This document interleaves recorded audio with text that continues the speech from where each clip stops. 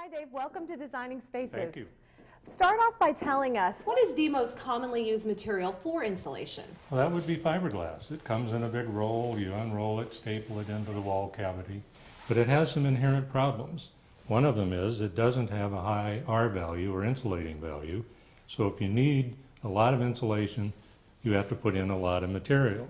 But more importantly, it doesn't seal all the little nooks and crannies in the wall. And you may not know this, Kim, but in a 2,000 square foot house, there's over 2.5 miles of nooks and crannies that need to be sealed. And if you don't do that, the air flows in and out without your control. So besides fiberglass, what are some of the other options?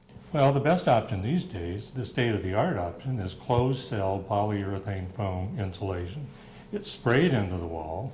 It expands several times its original size, and as it expands, it fills those cracks and crevices.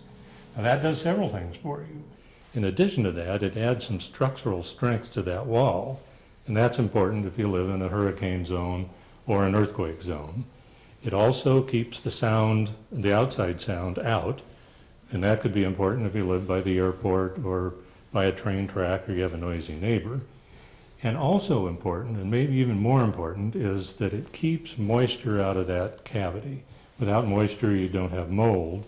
Mold's a big issue these days. Indoor air quality is a big issue. And that's why, Kim, it just adds up to a much more comfortable home.